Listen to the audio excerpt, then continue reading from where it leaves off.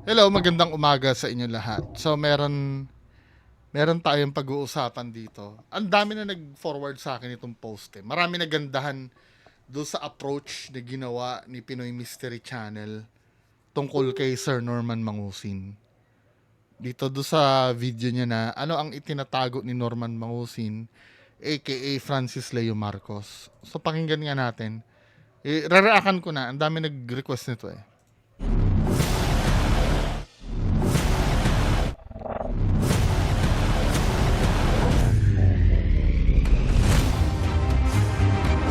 Forward ko lang ah.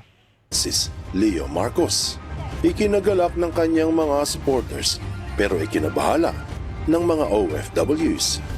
Ang inilabas na video matapos ang pagpiyansa na nagpakumbaba at humingi ng kapatawaran ay tumama na naman sa puso ng taong bayan. Magabag Tumama. ng pahayag, nakakaiyak Tumama na naman sa puso na. Well, ganoon talaga tayo mga Pinoy eh. 'Di ba? Teleserye country kasi tayo kaya pag yung drama na ganyan. Kaya nga yung pagdadrama na to ay umi-effect din ito sa eleksyon. 'Di ba? Parang hindi naman kayo sanay sa Pinoy. ang mensahe. Marahil nagbago na nga ang tinuturing na bayani ng pandemic. Siguradong magugulat ka sa malalaman mo na ayon sa mga pag-aaral, ang mga taong may karamdaman sa kanilang amygdala ay hindi na Sana binabaan yung background sound. Distracting eh. Ganda pa naman ng topic. gumagaling. Mayroong mga naniniwala at marami din namang naghihinala. Ang tanong, totoo ba?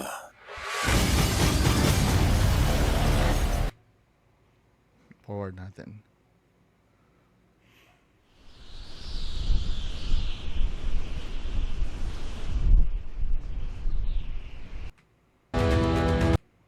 Kahit sa mainstream media, ang pag-aresto kamakailan lang sa tinuturing na nooy bayani ng pandemya. Marami ang nagsabi na sa wakas ay narinig ang hinaing ng mga OFWs na nagabot ng libo-libong dolyares kay Mangusin upang tumulong sa kapwa Pilipino sa kasagsagan ng pandemic. Pero ang akusasyon ay imbis na mapunta sa kamay ng mahihirap, isiniwalat sa SOCMED na ang salapi ay naging puhunan sa sugal. Yung iba ay pinulsa, pinambayad sa renta at ginamit sa maluhong pamumuhay. Sa tulong ng maraming vloggers, naibulgar ang kanilang kutob. Patong-patong na kaso ang inihabla laban sa self-confessed prinsipe ng Cordillera. Pero sa natulungan ni FL Prinsipe ko ng Cordillera. Nanay niya, prinsesa ng Cordillera. sigurado, ikalulungkot mo ang kanyang sinapit. Sa loob ng maraming taon, nagpamala si Norma ng kakaibang galing. Galing sa paghihikayat ng mga nakikinig. Ang talaga, ang medyo naralaman mo na medyo bukas na rin ang isip ng tao. Norman na ang tawag sa kanya. No? Hindi na FLM. Kaya kanyang maawa, kaya kanyang magalit, kaya kanyang palungkutin sa oras na nais niya. At kung panonoorin ang inilabas nitong video, matapos makapagpiyansa, siguro bulag ka na lang kung hindi mo ito mapapansin.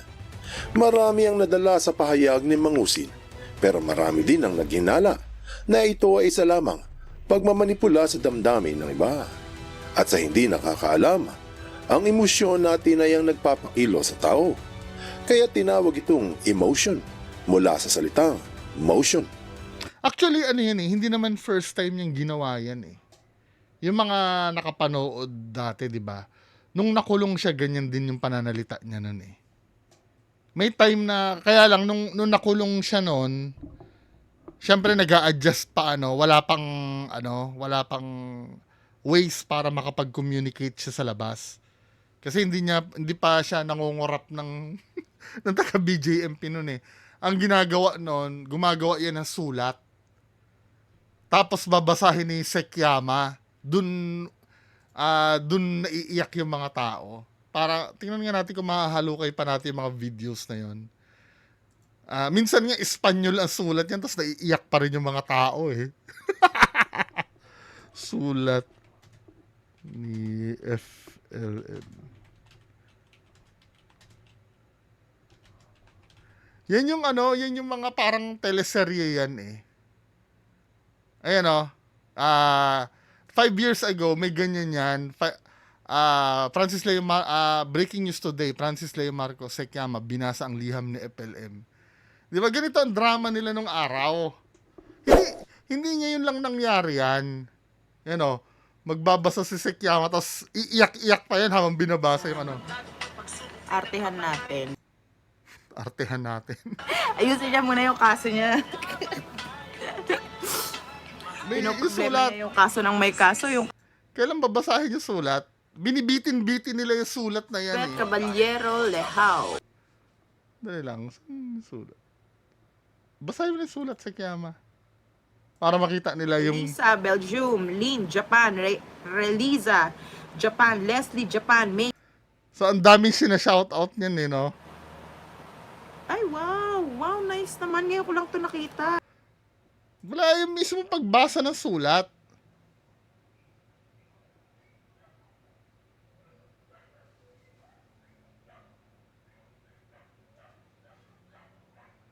Yan o, naiiyak na binasa ni Sekiyama ang liham ni FLM.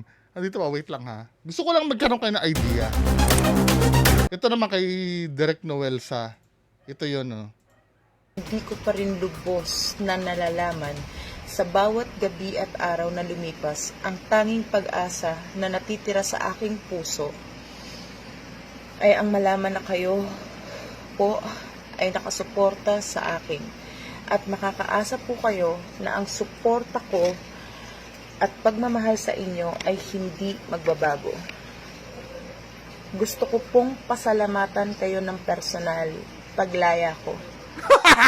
Yun yan ang mga liham ni FLM nung araw. Kaya ito, hindi ito first time na ano eh. Hindi ito first time na nangyari. Yung mga ngayon lang nakapanood kay FLM, matagal nang nangyayari yan. 'Di ba? Pagka natatalo siya, magdadrama yan, maraming maawa, magkakaroon uli ng supporters yan. 'Di ba, men? Kaya hindi yan yung pagsasalita niya na gano'n. Yung nakaraan kasi sulat lang eh. Pero ngayon siya mismo yung nag-message. 'Di ba pinagalitan nga daw yan ng abogado niya kasi hindi pa dapat nagsasalita na agad. Dahil ito ang nagpapagalaw sa ating katawan. Kaya kung gusto mong pasunurin ang isang tao, akitin mo ang kanyang emosyon. Iyan ang weakness ng marami nating OFWs. May mga taong nagtataglay ng kakaibang galing sa pagmamanipula ng damdamin. Isa ito sa mga katangian ng tinaguriang narcissist. Ito yung may mga sakit sa amygdala. Ang amygdala ay bahagi ng utak na gumagana para tayo ay magkaroon ng ilang emosyon, katulad ng pagkaawa sa iba at konsensya sa ginawang pagkakamali. Sa brain scan makikita iyan ng mga neurologists kung madalang ang daloy ng dugo sa mga parte ng utak na may kinalaman sa emotion. Kapag hindi gumagana ng maayos ang amygdala, nagkukulang sa activity ang ilang bahagi ng utak at ang resulta ay nawawala ng kakayahan ng tao na maawa sa kapwa. Humihina ang kanyang Mga kriminal, ganyan, may sakit. empathy. Hindi ba iyan ang paratang ng marami laban kay Mangusin? Sa video ni FLM, bubuksan natin ang kanyang amygdala kung ito nga ay taos-pusong nagsisisi. Heto ang kanyang sinabi. Ay talaga pong masakit nga naman po na sa ganong kababaw po lang na kaso ako po ay para pong mahatulan na isang kriminal. Pinadelete ito ng lawyers no? Yung video na yan. Kasi ang lumalabas kasi niyan, ina-antagonize niya yung mga nanghuli sa kanya. Well, karapatan niya naman yun. Kaya lang, sa strategy kasi, ang nakikita ko dyan, pag lalo niyang ginagawa ito, lalong gaganahan yung mga tao na galit sa kanya, na magkaso sa kanya. Yun ang piniprevent kasi ng mga lawyer nun. 'Di ba? Although wala namang masama dito sa gagawin niya dahil kakausapin niya yung mga tao. Kaya lang, pag napanood ito nung mga nagkaso sa kanya na lalong pinalalabas pa nila na masama, 'di ba? Lalong gaganahan na trabahuhin talaga siya. Ako po ay may pagkakamali. Maaari. At tama naman po yung ginawa nila na ako ay hulihin. Sapagkat yun naman po ay bahagi ng kanilang trabaho. Ngunit po yung ako naman po ay Aminado ka pala nagkamali, ba't naghain ka ng not guilty plea? 'Di ba? Nag-plea ka ng not guilty. ipinahiya nila na para bagang dinalupan na ho nila ako ng buhay. Ayon kay Mangusin, sobrang baba ng klase ng kaso para hatulan agad siya. Ibig sabihin, hindi makatarungan ang ginawa sa kanya. Sa ganong kababang uri ng kaso nga naman, hindi tugma yung kanyang natamo. Pero sinabi niya na siya ay may pagkakamali. Iyon naman pala, umamin din. Pero may dinagdag siya at sinabi, Kaya nga Kamali. hindi nag-iisip eh. 'Di ba? Dito nagkakaroon ng trouble yung mga lawyer nito. Kaya dapat talaga shut up ka lang. Maaari. maaari daw siyang nagkamali. O posible na siya ay nagkamali. Hindi niya sinabi na mali ang ginawa niya. Maaari lang. Ano yun? Ito at sinabi Yung sinabi niya na maaari bawi na lang yon kasi na-realize niya, hindi, 'di ba parang inamin ko na mali ako? na tama yung ginawa ng kapulisan na hulihin siya. Pero kumabi ulit at bumawi. Sinabi na yun ay bahagi ng kanilang trabaho. Kahit hindi nila alam ang katotohanan. Tila hindi ito umamin na may mali siyang ginawa. Sa makatuwid, sinabi niya na sa mababang klase ng kaso ay pinahiya siya ng kapulisan. Mahirap sabihin na siya ay nagsisisi kung ayaw niyang umamin na siya ay nagkamali. Hindi ba ang first step ng repentance ay acknowledgement? Sa katunayan, sa buong video hindi niya sinabing mali ang kanyang ginawa. Paulit-ulit niyang sinabi na kung siya ay nagkamali. Ito rin yung ito yung argument ko din kay Ma'am Christina Caber. Kung mapapanood nyo yung interview ni Sir MG kay Ma'am Christina Caber, yung unang asawa ni FLM, merong part doon na nagdilim ang paningin ko eh. Yung sinabi ni Ma'am Christina Caber na sana bigyan nyo ng second chance daw si Norman. Sa akin kasi, yung second chance, hindi naman pinagdadamot yon. Pero yung kasing sinasabi mo na bigyan ng second chance, hindi naman umaamin na nagkamali siya. Ba't po bibigyan ng chance yung tao na katulad doon sinasabi nito ni Pinoy Mystery Channel na hindi naman nagre-repent? Ang second chance, bagong panimula yun sa isang taong magsisimula uli. Pero bibigyan mo ng chance yung tao, come on, di ba? Sa pananaw Motherfuckers niggas. ng kapulisan, kung lang. Kasing tulad ito ng ugali ng mga narcissists na hindi umaako ng pagkakamali. Dahil sa hindi gumagana ang kanilang amygdala, hindi nila nauunawaan na ang kanilang galawan ay nakakasakit ng damdamin. Kaya hindi nila kailangan na magsisi. Bakron, ikaw ba yan? Kung pupunta ka sa mga website hinggil sa narcissists, isa lamang ang kanilang sinasabi hinggil sa pag-ako sa ginawang mali. Sa Surviving Narcissist UK, ang sabi, no accountability. The narcissists escape from responsibility. Mahilig daw ang mga itong tumanggi ng responsibilidad sa maling ginawa. Tapos sa Psychology Today ang sabi, lack of accountability is also common problem with narcissists. Karaniwang problema daw nila ang hindi pag-ako sa pagkakamali. Kasi when you say narcissistic kasi, from the word itself, ang narcissist kasi galing sa word yan na na parang Greek character yon na si Narcissus. Yung Narcissus kasi, na in love siya sa sarili niya, do sa reflection niya sa tubig. Kaya, pag yung mga narcissist kasi ang nagsalita. Pero kailangan kasing ano to kailangan i-diagnose ito 'Di ba? Pero kung titingnan mo yung kalagayan niya, hindi malayo na ganun talaga siya. Yung pagkatao niya. Sa sentient counseling, binanggit din na gumagamit ng Darvo method ang mga narcissists para tumanggi sa responsibilidad. At ang sinisisi ay ang iba.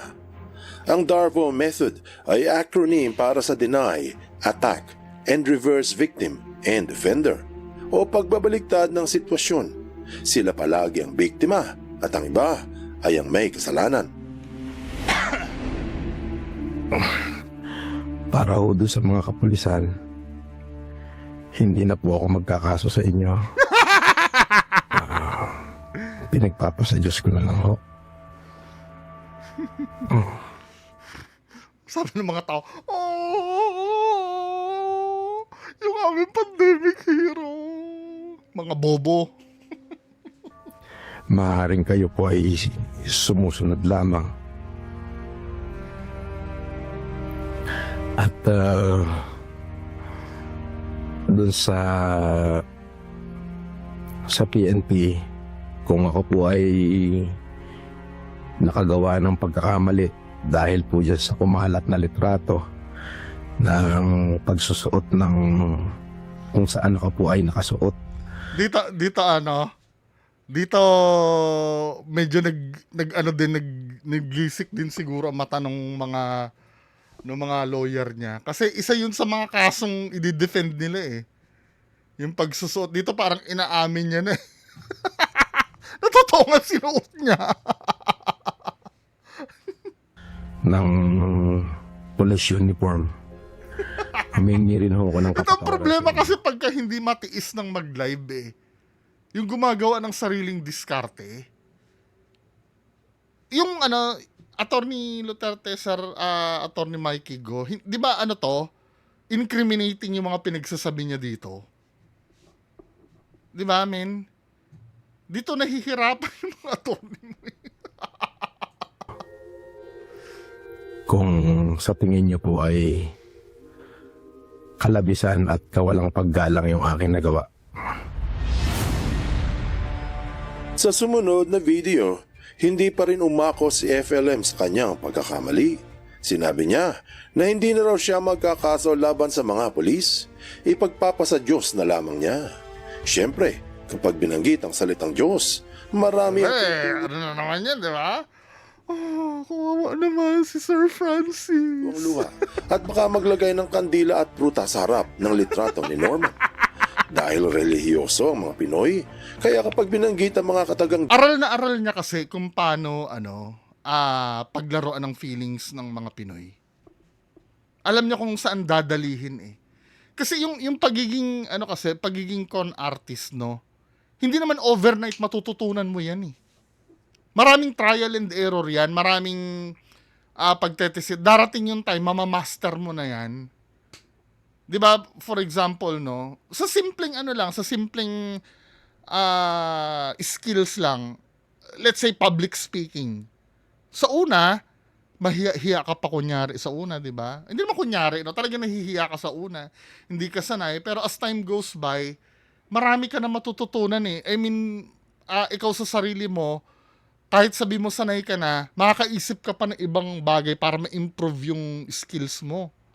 For example, no, hindi sa una nahihiya ka pang magsalita sa public dahil maraming tao.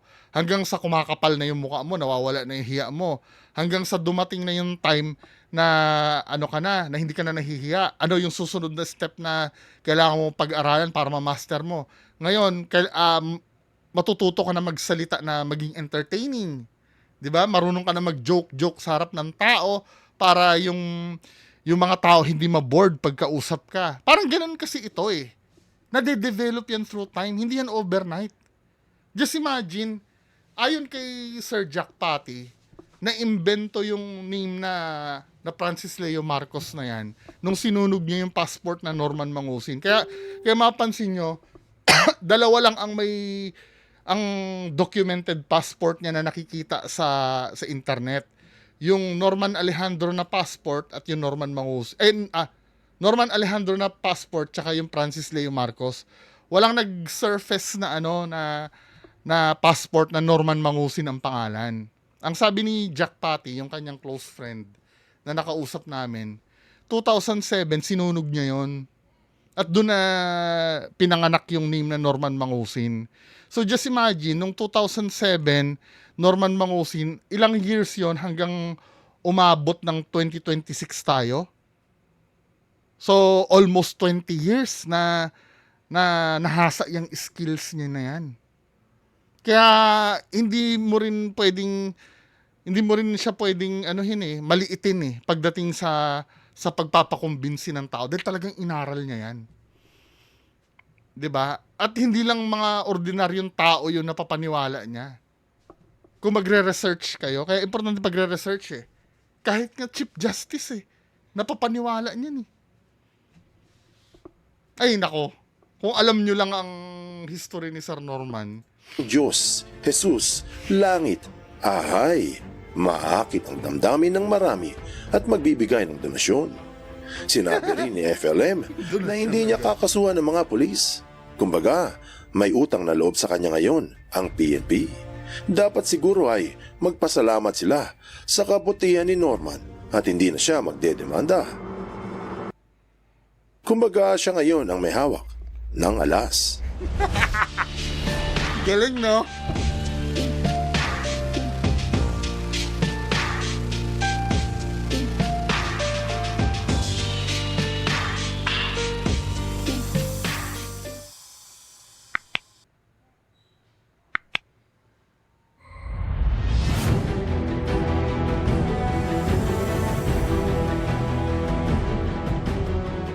Kung mapapansin, tila umamin ulit ito, pero biglang kumambyo. Humingi rin ho ako ng kapatawaran sa inyo. Kung Kasi ang problema kay Sir FLM, impulsive siya magsalita. Kasi ang main goal niya lang kasi makumbinsi yung tao Pero dati umi-epekto yon kasi wala naman nag-i-scrutinize sa galawan niya dati Unlike ngayon, nakabantay si Food Genius, nakabantay si Sir MG. 'Di ba? Nakabantay tayong lahat sa ginagawa niya. Kaya ngayon, doon na siya sumasablay-sablay. Nung araw walang ganun Basta pag sinabi niya, walang kokontra. 'Di ba? Kahit inconsistent yung inaano niya, walang nagsusuri. Ngayon, may nagsusuri na kasi. Kaya doon na siya parang hindi na umi-epekto yung style niya. Ang pagkakamali niya kasi, yun nga, masyado siyang impulsive sa mga sinasabi niya, hindi niya pinag-iisipan. Hindi na uubra yung style na ganun ngayon. Kasi sugarol ito 'Di ba yung mga mga sugarol magagaling mam-bluff? 'Di ba? Kaya pag binluff ka niya, akala niya i-epekto pa 'yon. Nagsusuri na ang mga tao 'Di ba? humingi rin ho ako ng kapatawaran sa inyo. Kung sa tingin niyo po ay kalabisan at kawalang paggalang yung aking nagawa. Humihingi siya ng kapatawaran kung sa tingin ng kapulisan ay may ginawa siyang labis na walang paggalang. Sinabi niya, kung sa tingin ninyo, ibig sabihin sa point of view lang ng mga pulis siya nagkamali. Pero hindi niya inaamin na may ginawa siyang mali. Kung sa tingin lang nila, inulit pa niya ito. Humihingi ho ako ng tawad.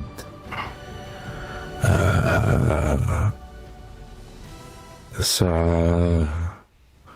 mga taong offend ko. Mahirap hong isuko ang karapatan. Yung karapatang mabuhay.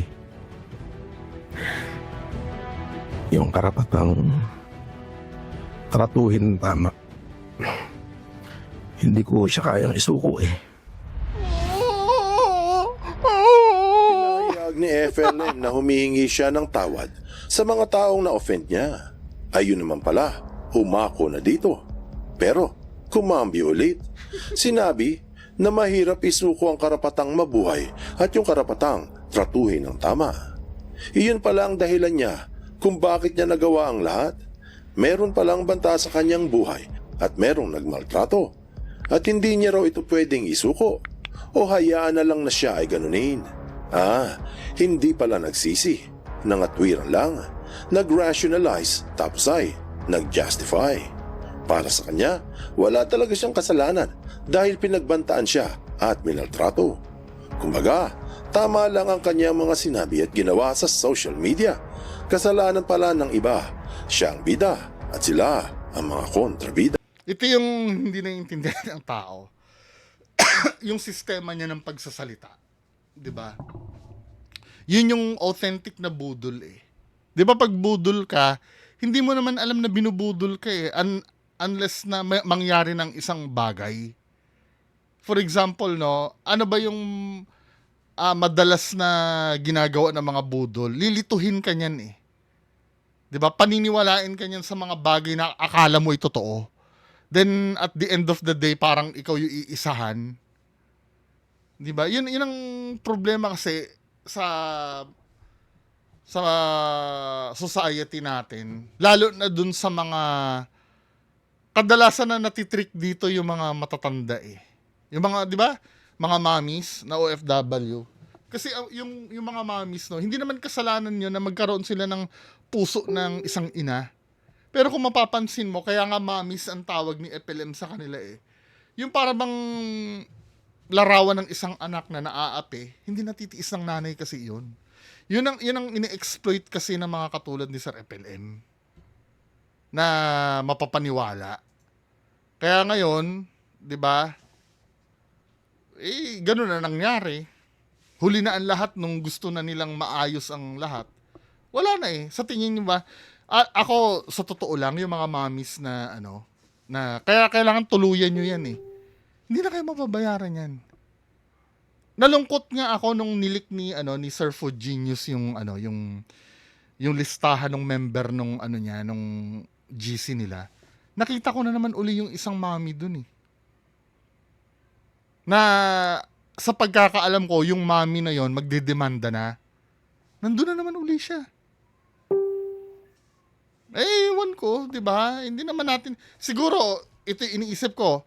Siguro napangakuan na naman pero sa totoo lang hindi niyo na makukuha yung pera niyo diyan eh. Magkano ba yung ginastos niyo diyan? Ayon sa computation base do sa data na naikwento ni Sir JC De La Cruz tsaka ni ni Ma'am Karen Whitmore, nasa 20 million eh. Maliban pa yung mga inaano nila Sir Nasukira, yung talagang utang ang pinag-uusapan dito, hindi yung donasyon. Donasyon, talagang hindi na maibabalik yung donasyon yun eh. Pero yung utang na na akala ng mga mamis na utang, yung pala tulong daw pala, nasa 20 million eh. 'Di ba? Sa isang nanay nga 8 million 8 yata, 8 million. 2.7 million, sorry, 2.7 million. 'Di ba? Hindi na may babalik 'yun.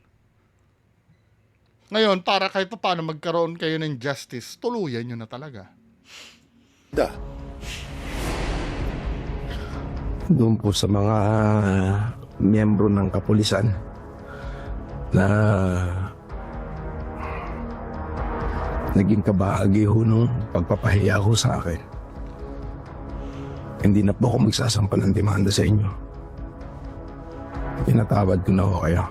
Yung sinabi ni Sir Kalinisan hindi namin kailangan ng kapatawaran mo. At sa PNP po, kung kayo po ay sa tingin nyo nakalabisan ho yung aking ginawa doon sa nakumakalat na pagsusuot ko ng uniforme, patawarin nyo ho ako. Wala ho akong masamang intention doon. At kung naman ho yung karampatan na kaso, Ako, na ipapataw niya sa akin. Di parang tinatanggap mo na talagang ginawa mo yon. Di ba? Kaya ka pinagalitan ng lawyer mo siguro. Ay haharapin at tatanggapin ko po.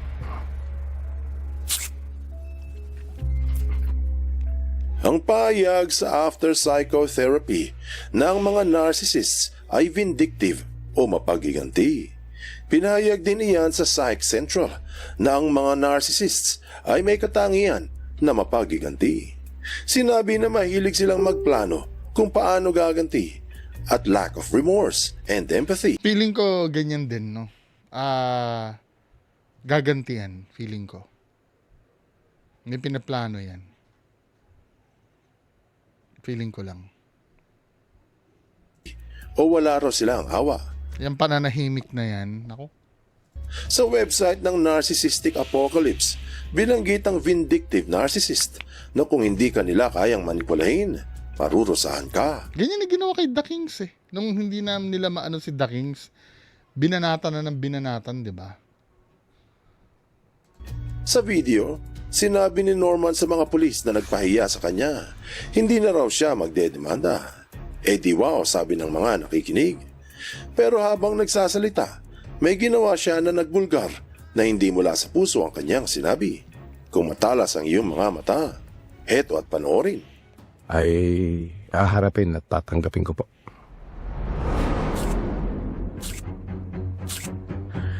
Ay haharapin at tatanggapin ko po.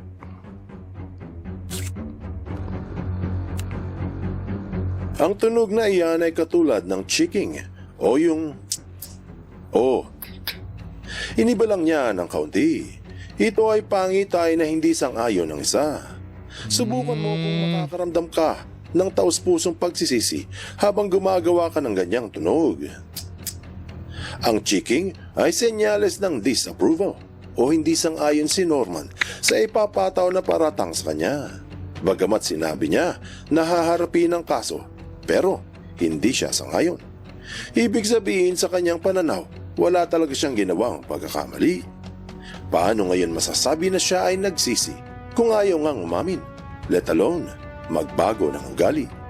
Iyan yung lack of accountability hinggil sa mga taong meron. Kasi ginagawa niya lang naman ito to gain sympathy talaga eh. Yun lang naman ang goal ng video na yan eh. Sa tingin mo ba, dahil magpapakumbaba, hindi niya naman personality yung pagpapakumbaba eh. Di ba, men? Sakit sa amygdala o yung mga may narcissistic personality disorder. Kung ayaw mo pa ring maniwala, heto at tanggalin natin ang audio at panoorin mo kung mukha ba siyang nagsisisi.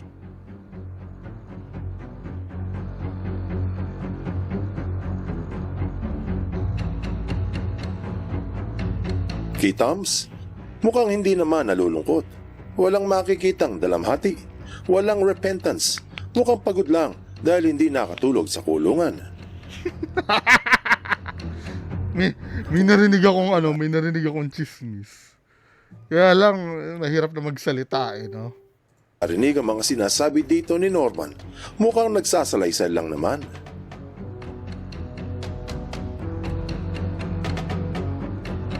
Hindi mararamdaman na umaako siya sa ginawang masama.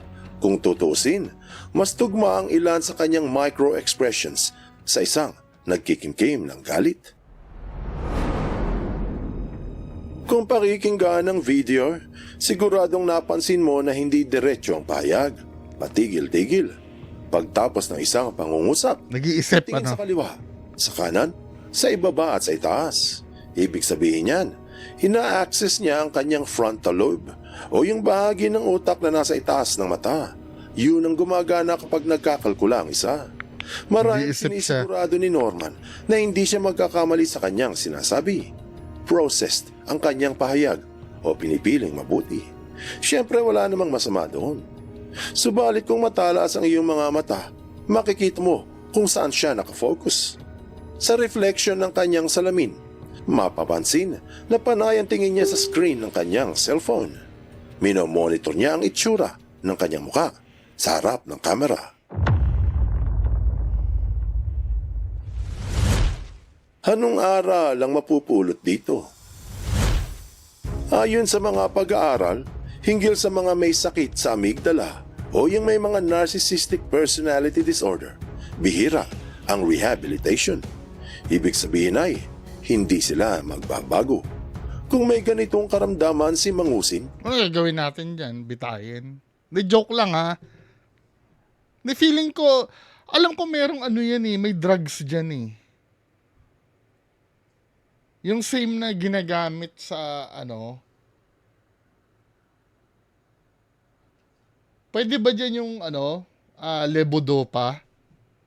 Yung pampaboost ng dopamine. Kasi, kaya siya nagiging narcissistic. Parang kapos siya sa dopamine. Kailangan, ano eh, makagawa siya ng ganong bagay eh. Pero anong sasabihin nito ni Sir? ang inilabas niyang video, datapwat tila mapagkumbaba at humingi ng kapatawaran ay maaaring isa na namang pagmamanipula. Makikita na hindi ito umako ng pagkakamali. Walang acknowledgement, walang repentance. Hindi batang sabi. Good men are bound by conscience. Kaya feeling ko sa mga ano niya, sa mga supporter niya na nasa GC niyan, may gagawin ako. Maghintay sila. Puro ganun sinasabi niya eh. Pero sa harap ng ano, alam mo na, 'di ba? Defeated ang itsura niya. And liberated by accountability. Buksan mo ang iyong isip at hayaang lumalim pa ng lubusan ng iyong pangunawa. Anyway, maganda ito na maganda itong ginawa ni Pinoy Mystery Channel. Kaya lang, itong mga video na to, hindi naman ito panonoodin ng mga Pinoy eh. Kasi ang gusto ng mga Pinoy dyan, yung binubola-bola sila. Kasi napansin ko sa 6 years na pakikipaglaban sa mga ganito. Hindi lang naman kay FLM yung ano, yung napagdaanan ko na kay Don Chiyuto, kung kilala niyo mga taga-Capiz niyan. Don Chiyuto, pati sa mga fake ghost hunters din. The more kasi na ano eh, the more kasi na sinasabi mo sa tao, the more na nagagalit sa'yo. Kasi ang feeling kasi ng tao, tanga-tanga sila. Itong paggawa ng content na lang ito ay para na lang ito sa mga taong hindi pa nakakakilala kay FLM.